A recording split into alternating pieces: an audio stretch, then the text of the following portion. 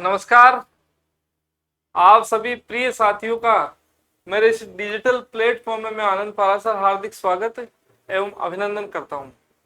प्रिय साथियों, स्कूल व्याख्याता जो कि आरपीसी के माध्यम से एक बहुप्रतीक्षित भर्ती है जिसकी आप सभी बेसब्री से प्रतीक्षा कर रहे हैं, उसी के संदर्भ में आज पहली कक्षा का आयोजन हमारे मानस पाठशाला ए पर आयोजित किया जा रहा है। आप सभी इस पूरी प्रक्रिया में मेरे से जुड़े रहे साथियों। आज की जो पहली कक्षा है वो आप मेरे स्क्रीन पर देख पा रहे हैं। आज की कक्षा का नाम है पाठ्यक्रम पर विचार।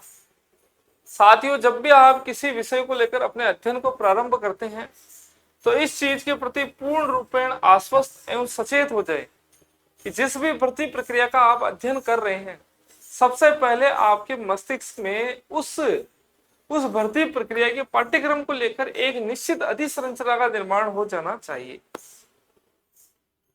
बहुत सारे साथियों को मैंने ऐसे देखा है जो अध्ययन प्रारंभ कर देते हैं और पाठ्यक्रम का अवलोकन भी नहीं करते। तो सबसे पहले आज की जो विषय अवधारणा संपूर्ण रूप से हमारे पाठ्यक्रम को किस प्रकार आपको अध्ययन करना है और पाठ्यक्रम को कैसे पढ़ा जाए, इसको समझेंगे और उसके उपरांत आगे विषय वस्तु के अध्यापन से संबंधित अपना कार्य है वो प्रशस्त हो। उससे पहले साथियों, पाठ्यक्रम पर विचार करें उससे पहले मैं 2 या 3 विषय ले जो आपकी जिज्ञासा के अंदर है उसको निवृत्ति प्रदान कर देता हूं। सबसे पहले है साथियों कि अपने इस प्लेटफॉर्म पर 27 जुलाई से ये पाठ्यक्रम प्रारंभ हो गए हैं और इसके उपरांत अब जो समय है कि कितने बजे हमें कक्षा प्राप्त होगी, समय के संदर्भ में आपको बता दूं, शाम को 8 बजे। जी हाँ साथियों, आप ध्यान दें अच्छे से। प्रतिदिन एक निश्चित समय निर्धारित हमने किया है, वो साढ़े 8 बजे के आसपास। 8 बजे आपको, अभी हम प्रारंभ में इसी समय को निर्धारित कर रहे हैं, 8 बजे आपको एक निश्चित कक्षा है उसकी प्राप्ति हो जाएगी। निश्चित कक्षा या आपको हमारे ऐप और इस ऐप से आप जुड़ गए हैं तो आपको अच्छी से भली बात है, आप विदित है कि 8 बजे आपको एक निश्चित जो कक्षा है वो आपको ऐप पर, मानस पाठशाला ऐप पर आपको प्राप्त हो जाएगी। ठीक है। इसके अतिरिक्त तो दूसरी प्रमुख जानकारी है कि समय ये हो गया है। इसके अलावा प्रत्येक जो वीडियो है उसकी अवधि के संदर्भ में यद्यपि मैंने पूर्व में आपको अवगत करा दिया है, तथापि अपना प्रयास रहेगा साथियों कि इस अवधि को 45 मिनट के इर्द गिर्द एक आदर्श समय प्रदान किया जाए। 45 मिनट के निकट एक समय प्रदान करने का अपना एक मानस है कि 45 मिनट के इर्द गिर्द ये समय अवधि रहे। अब इसमें हो सकता है अगर वीडियो में कुछ विशेष बातें हो तो हो सकता है वीडियो दीर्घ भी जा सकता है और कदाचित वो वीडियो है वो 45 मिनट से कम अर्थात 20, 25, 30 मिनट का भी संभावित है। पर अपना प्रयास करेंगे कि आदर्श समय सीमा के निकट हम उस वीडियो को बनाने का अपना प्रयास करेंगे। तो ये 2 बिंदु है साथी। अब है कि ऐप में छोटी सी जानकारी और देते हैं, फिर अपने विषय को, मूल विषय से संबंधित अपने अध्ययन को प्रारंभ करेंगे कि ऐप में किस प्रकार आपको विषय सामग्री प्राप्त होगी। ऐप में जो सामग्री आपको प्राप्त होगी वो किस प्रकार की रहेगी। सबसे पहले आप अपने पाठ्यक्रम पर जो आपने कोर्स क्रय किया उस कोर्स पर आप क्लिक करें। कोर्स पर आपने क्लिक किया,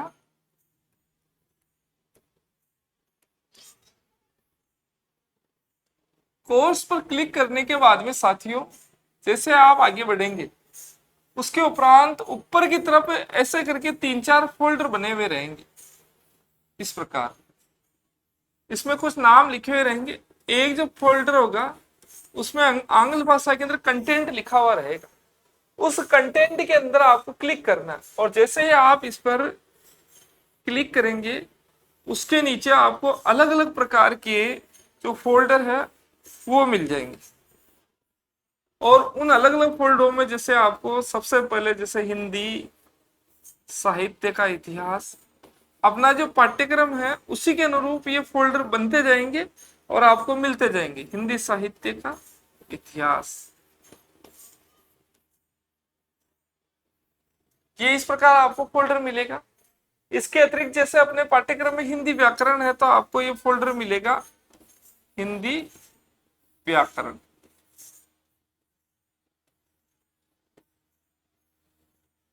और जैसे अपने भारतीय काव्य शास्त्र, भारतीय काव्य शास्त्र, इसी प्रकार अपने जैसे गद्य, पद्य, पाठ। और आवश्यकता अनुसार एक जो अपना फोल्डर रहेगा साथियों वो रहेगा, चूंकि अपने आपके लिए टेस्ट सीरीज निःशुल्क है इसलिए एक रहेगा टेस्ट सीरीज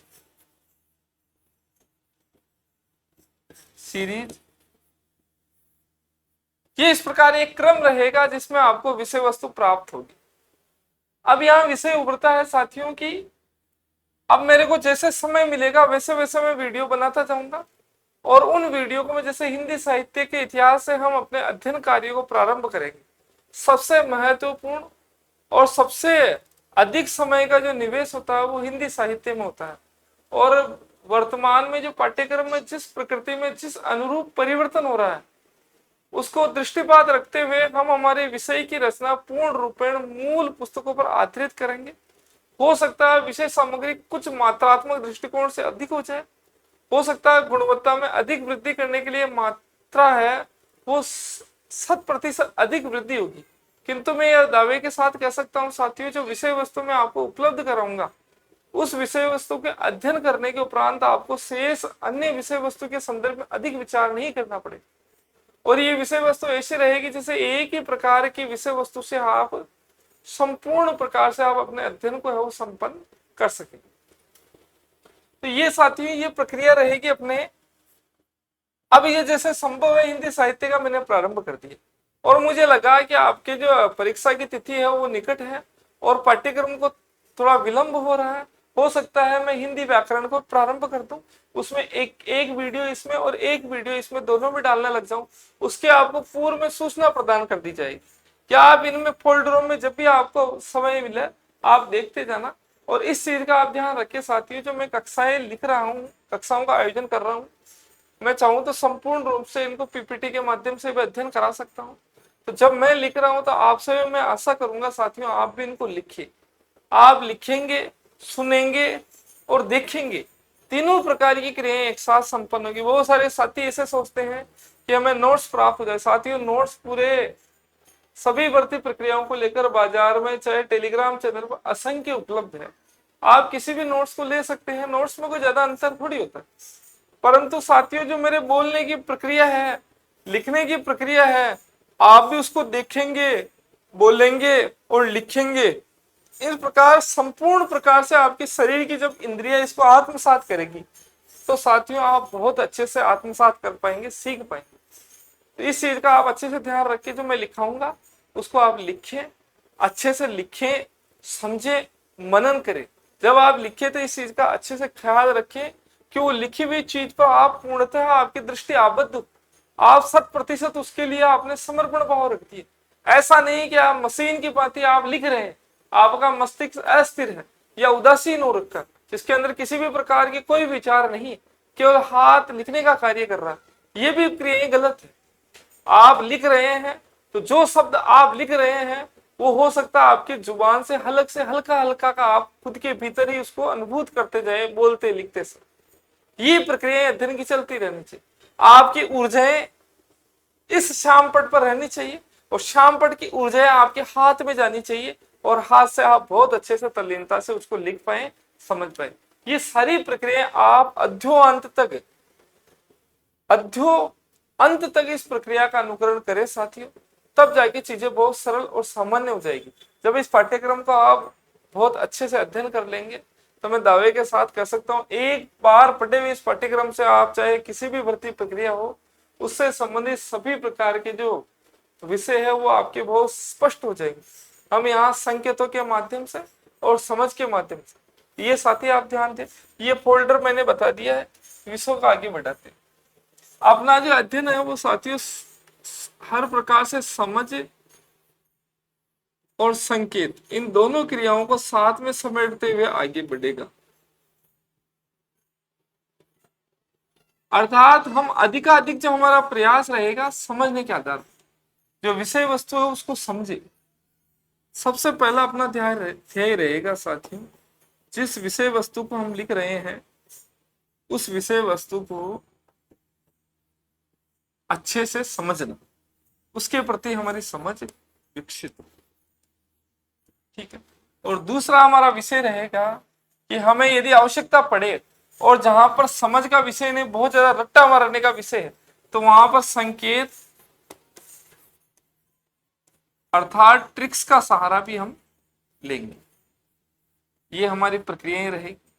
इसके अलावा हमारी प्रक्रियाएं क्या क्या रहेगी? ये दो प्रक्रियाओं के साथ में हमारी एक प्रक्रिया ये रहेगी कि जिस विषय वस्तु का हम अध्ययन कर रहे हैं उससे संबंधित जो भी विश्लेषणात्मक प्रश्न है,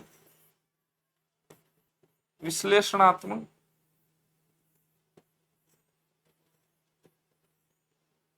उन विश्लेषणात्मक प्रश्नों को भी हम साथ में स्पष्ट करेंगे।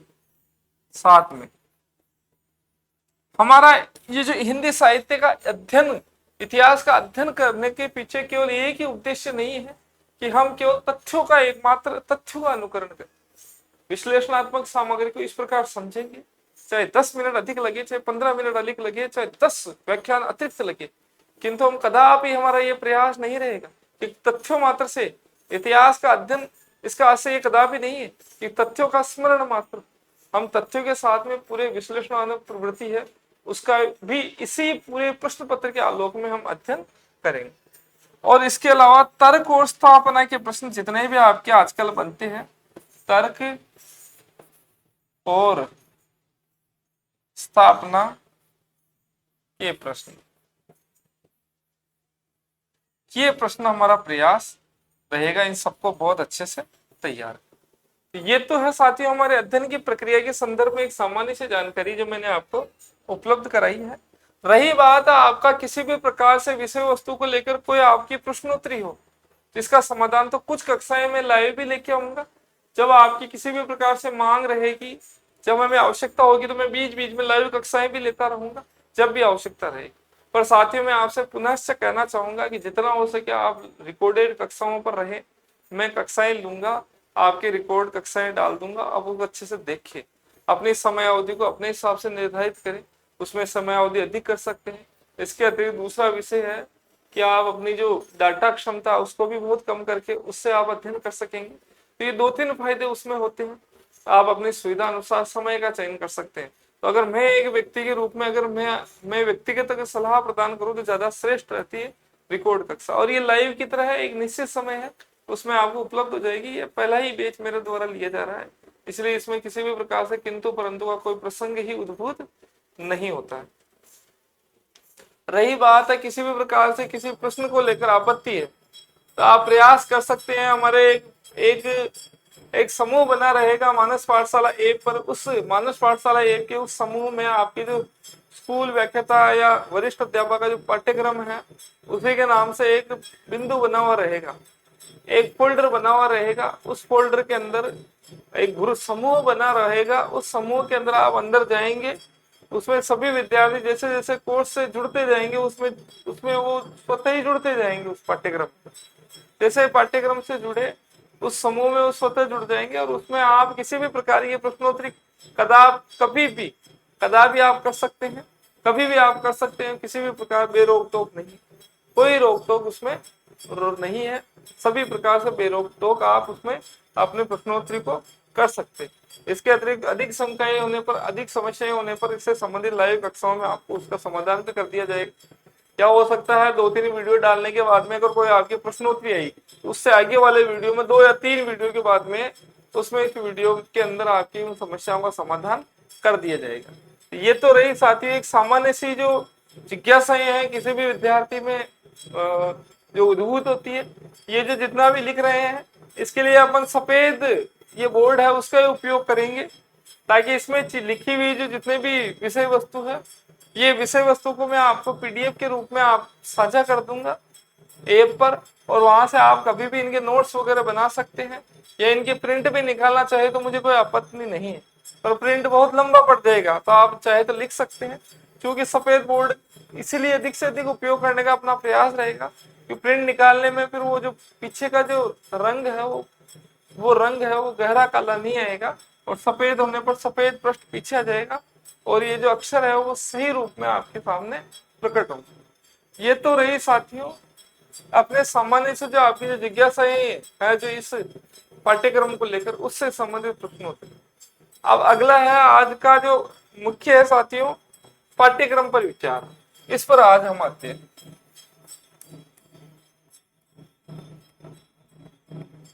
पाठ्यक्रम पर विचार।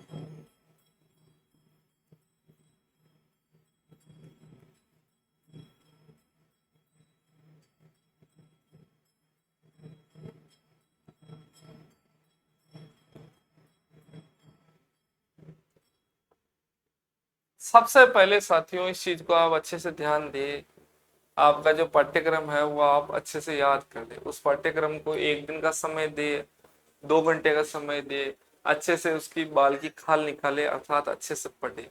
आरपीसी की प्रश्न पत्र की सबसे बड़ी जो विशेषता है कि उसके पाठ्यक्रम से इतर वो किसी भी प्रकार से प्रश्न को वो अपने परीक्षा प्रश्न पत्र में कदापि नहीं देते। जो पाठ्यक्रम निर्धारित है उसी के इर्द गिर्द संपूर्ण प्रश्नोत्तरी है वो संपन्न होती। इसलिए सबसे पहला आपका जो प्रयास रहना चाहिए, आप अपने पाठ्यक्रम को बहुत अच्छे से अध्ययन करें। जैसे आपका जो पाठ्यक्रम है सबसे पहले है साथियों भाग 1 खंड 1 उच्च माध्यमिक स्तर। उच्च माध्यमिक स्तर बहुत ज्यादा इसको नहीं लिखूंगा, केवल समझ के दृष्टि से आप इसको ध्यान रखें। ये खंड 1 से नाम से है साथियों, यह है उच्च माध्यमिक स्तर। और इस उच्च माध्यमिक स्तर के अंदर एक तो हिंदी व्याकरण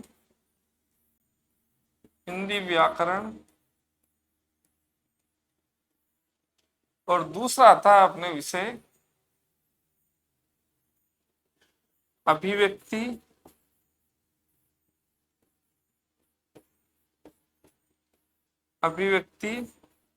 एवं माध्यम।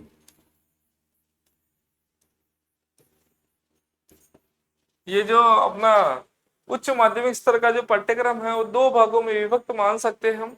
एक तो हिंदी व्याकरण और अभिव्यक्ति एवं माध्यम। अब इसके अंदर जन संचार है अभिव्यक्ति दोनों आगे चीजें, और इसके अतिरिक्त जो आपकी विज्ञप्ति है, परिपुत्र है, अधिसूचना है, निविदा है इत्यादि जो रचनात्मक कार्य है वो भी इसी के भीतर आ गए। इसमें चाहे डायरी लेखन हो, चाहे कहानी लेखन हो, इसके अतिरिक्त आपके इसमें विज्ञप्ति, निविदा पत्र इत्यादि जो विषय वस्तु सम्मिलित हो चुकी। अब आपको क्या करना है, अपने मस्तिष्क में एक चित्र बनाना है।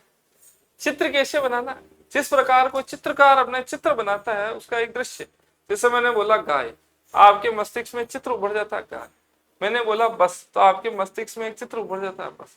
उसी प्रकार अपने पाठ्यक्रम को अपने दिमाग के अंदर एक संरचना बना ली कि मेरे पाठ्यक्रम में सबसे पहले उच्च माध्यमिक स्तर है, उसमें सबसे पहले हिंदी व्याकरण है, हिंदी व्याकरण के साथ में उसमें अभिव्यक्ति माध्यम, डायरी, विज्ञप्ति, इस प्रकार का एक जो लेखा जोखा एक प्रकार की रचना इसमें दी हुई। और इस चीज का आप ध्यान दें साथियों, ये जो पाठ्यक्रम है इस पाठ्यक्रम के अंदर जो प्रश्नोत्तरी है इनको बहुत अच्छे से आप देख ले ये किस प्रकार क्या क्या इसमें सामग्री आती है। एक एक बिंदु को बहुत अच्छे से आप देखें।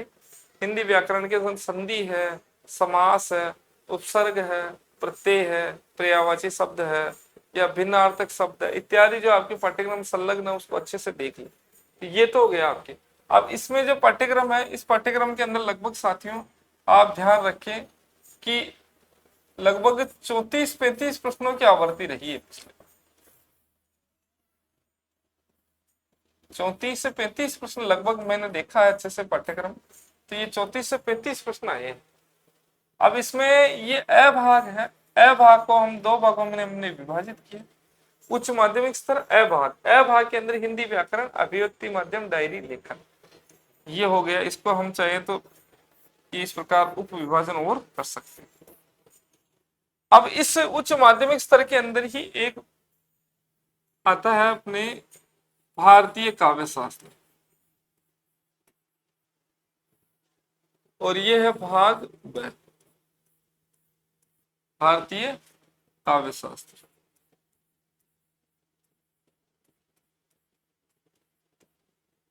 भारतीय काव्य शास्त्र ये अपना एक बिंदु है। इसके अंदर आपके पाठ्यक्रम में शब्द शक्ति,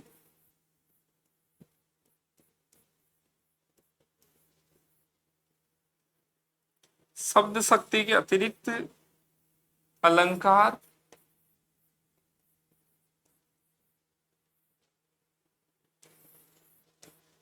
छंद,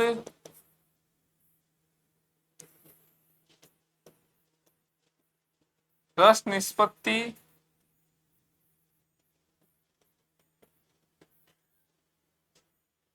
और जहां तक मैं स्मरण कर पा रहा हूं काव्य गुण,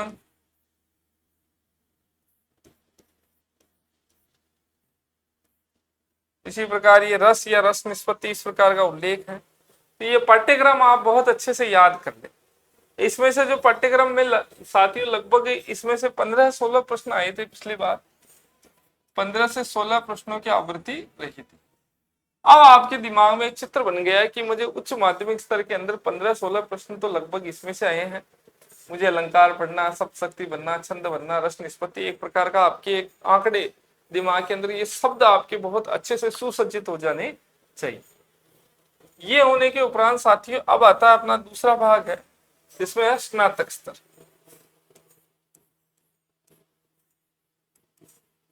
दूसरा है प्रिय साथियों स्नातक स्तर। और इस स्नातक स्तर का पाठ्यक्रम में ये आप अच्छे से ध्यान रखिए कि हिंदी साहित्य का इतिहास,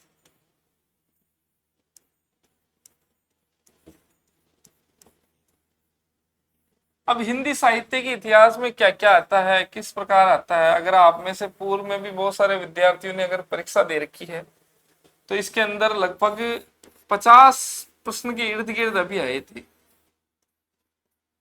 अब हिंदी साहित्य के इतिहास में क्या क्या होता है, आदिकाल है, भक्ति काल है, रीतिकाल है, काल विभाजन है, ये जो बहुत सारे विषय वस्तु है उसके संदर्भ में हम देखेंगे इसके अंदर।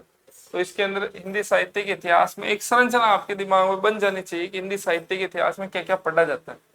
इसके लिए जैसे अपने अलग से ही एक अलग वीडियो में इस पर विचार किया जा सकता है। साथ ही हिंदी साहित्य के इतिहास में सबसे पहले आता है अपने नामकरण। सबसे पहले हम पढ़ेंगे इतिहास लेखन की विधियां,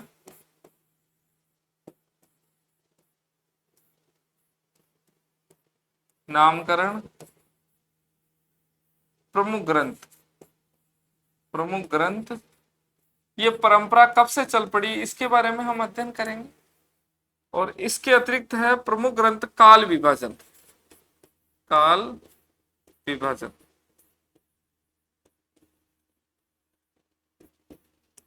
इन तीन विषय वस्तु का हम प्रारंभ में अध्ययन करेंगे। प्रमुख विधियां कौन कौन सी है, साहित्य किसे कहते हैं, इतिहास किसे कहते हैं, साहित्य के इतिहास क्या है, इसके अतिरिक्त प्रमुख ग्रंथ कौन कौन से हैं, उसकी परंपरा किस प्रकार कार्य करती है, काल विभाजन किस प्रकार है, इसके संदर्भ में अध्ययन करेंगे। उसके उपरांत साथियों हम पढ़ेंगे हिंदी साहित्य के इतिहास का जो प्रारंभ होता है उसमें आदिकाल, और उसके बाद में दूसरा कालखंड आता है साथियों, इसके अंदर जो विभाजन करते हैं वो आता है भक्ति काल।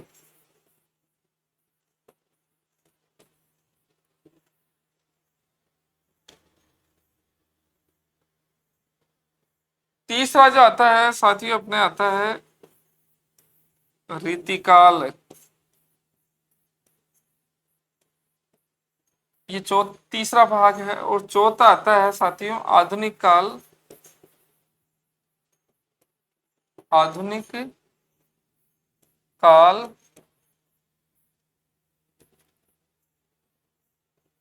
और आधुनिक काल के जो भाग है उसमें एक तो है साथियों पद्य भाग और एक है गद्य भाग।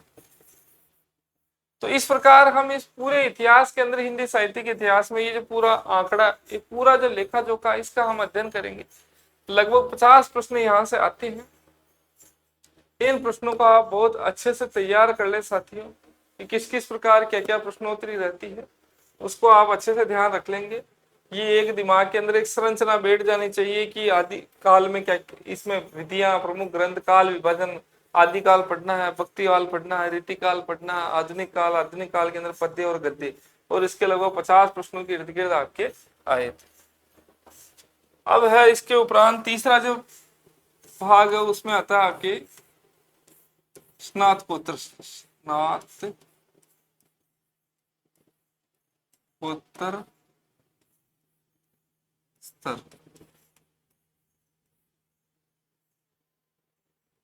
और स्नातकोत्तर स्तर का जो पाठ्यक्रम है वो साथियों 3 भागों में विभक्त है।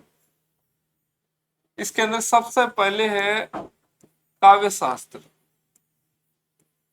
सबसे पहले पुनश्च आता है काव्य शास्त्र, और दूसरा आ जाता है साथियों वापस से इसके अंदर एक काव्य शास्त्र। काव्य शास्त्र के अंदर आपको क्या क्या पढ़ना है, इसके अंदर जो पहले हमने इसके अंदर एक रस निष्पत्ति, जहां तक मैं याद कर पा रहा हूं, रस निष्पत्ति आपके पूर्व वाले पाठ्यक्रम के अंदर जो हमने देखा था उसमें रस का स्वरूप है, यहाँ रस निष्पत्ति है। इसके अतिरिक्त ध्वनि सिद्धांत है और वक्रोक्ति सिद्धांत है,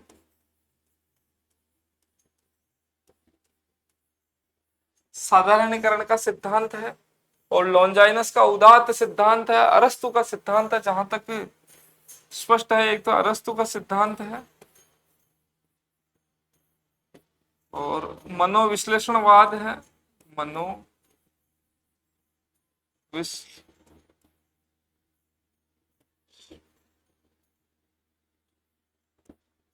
मनोविश्लेषणवाद का जो सिद्धांत है ये आपके निहित है। इस चीज को आप अच्छे से देख लें। ये हमने जो इससे पूर्व के पाठ्यक्रम में जो रस का शब्द लिखा था साथी, ये ध्यान रखें, यहाँ पर रस का स्वरूप है, ये अच्छे से ध्यान रख ले। यहाँ रस है, रस का जो स्वरूप है काव्य रस, रस का स्वरूप, इसके अंतर्गत हम पढ़ेंगे रस किसे कहते हैं, रसों के विभिन्न उदाहरण इत्यादि। ये हो गया पाठ्यक्रम मनोविश्लेषणवाद। अब है साथियों इसके अलावा जो आपके पाठ्यक्रम में आता है वो पद्य पाठ, पद्य पाठ, और फिर आता है गद्य पाठ।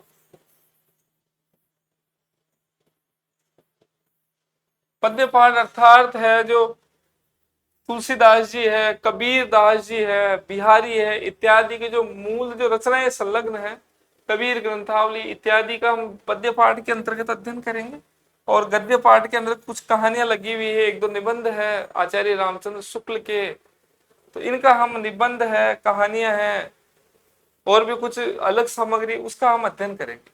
तो ये साथियों इसमें लगभग जो प्रश्नोत्तरी है वो साथियों भारतीय काव्य शास्त्र से लगभग 8 से लगभग इस वाले भाग से लगभग 10 प्रश्न के इर्द गिर्द, और इस वाले पाठ्यक्रम से लगभग 20 प्रश्न के इर्द गिर्द ये प्रश्नोत्तरी इस प्रकार रही थी। तो 3 भाग है साथियों। पहले भाग में है उच्च माध्यमिक स्तर, उसमें लगभग 50 प्रश्न आए थे। दूसरा है स्नातक स्तर, उसमें आए थे लगभग 50 प्रश्न के इर्द गिर्द परीक्षा में।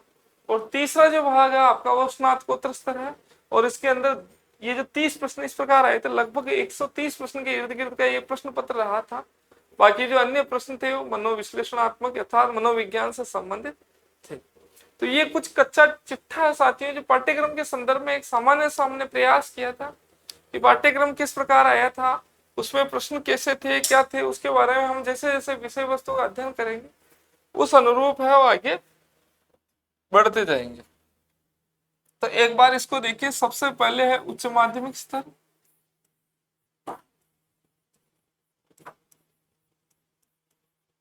सबसे पहले है उच्च माध्यमिक स्तर,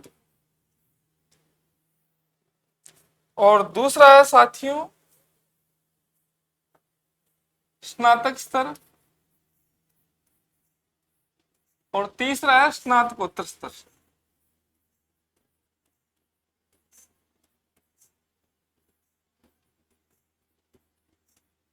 अगर तीनों की विवेचना करें तो इस वाले भाग में लगभग 50 प्रश्न, और इस वाले भाग में 50 प्रश्न, और इस वाले भाग में 30 प्रश्न।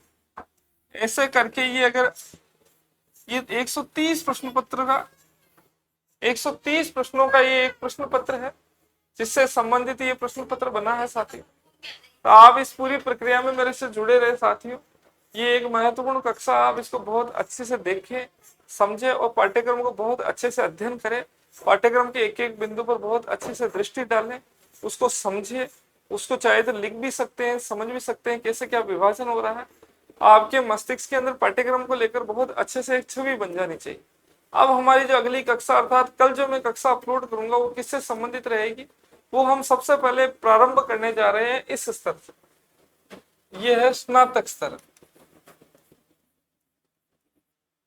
इस वाले भाग से हम अपनी कक्षाएं अब प्रारंभ करने जा रहे हैं। यहां से सबसे पहले जो कक्षा आपको कल से मिलेगी उस स्नातक स्तर की, एक पाठ्यक्रम आपके दिमाग में होना चाहिए।